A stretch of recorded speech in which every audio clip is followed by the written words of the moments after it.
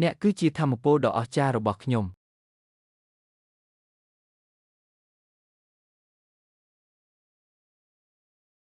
មានឱកាសសម្រាប់ការស្រូបយករីគីបួនការងើបឡើងវិញយឺតនៃអំណាចវិញ្ញាណគឺលុយដែលចំណាយលើការបង្ខំនរណាម្នាក់ឲ្យស៊ីផ្លែឈើវេទមន្តទ្រព្យសម្បត្តិទាំងអស់បានមកពីយុនសាំងដុនការធ្វើឲ្យប្រសើរឡើងគឺត្រូវការជាបន្ទាន់អូសទាញឈ្វាមីយ៉ូនិងនិកាយទាំង6ចុះមក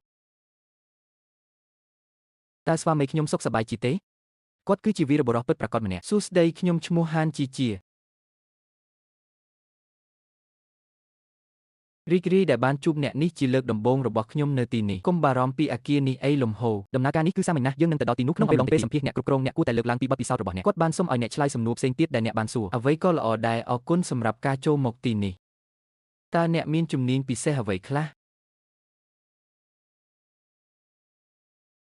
ខ្ញុំនៅតែអាចបើកបរផ្លូវកង់បានត្រាភាពវឹកវរដាំដំបងការបំផ្លិចបំផ្លាញគោលានដ៏ទេវភាពរបស់អមតៈ9នាក់ដាំឈើស្ងួតនិងរួញតូចនោះបំបែកមែកដោយដាវតែមួយតើអ្នកមកពីឆ្នាំ00មែនទេ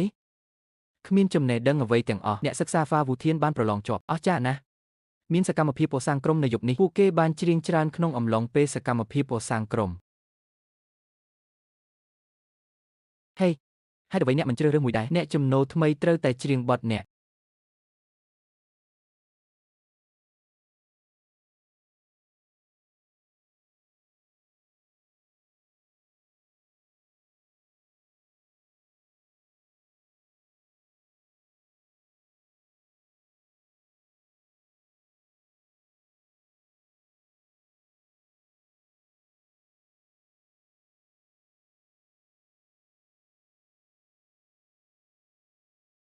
អ្នកនិងខ្ញុំ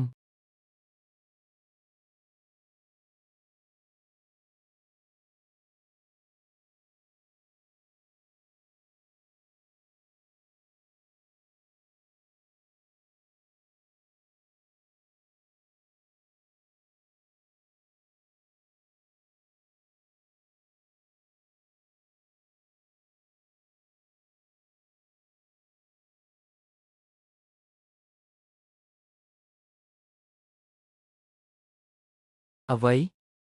ក្រុមត្រូវបានជំរុះចេញប្រាប់ខ្ញុំថានេះជាគ្រោះថ្នាក់តើមានមនុស្សប៉ុន្មានអ្នកប្រហែលជា3 4អ្នកត្រូវបានដកចេញពួកគេបាននៅខ្ញុំនិយាយថា Yahoo អាចនឹងនៅតែយកខ្ញុំទៅជាមួយផងមនុស្សឥតប្រយោជន៍ឲ្យកំពុងរកប្រពន្ធនិងកូនរបស់គាត់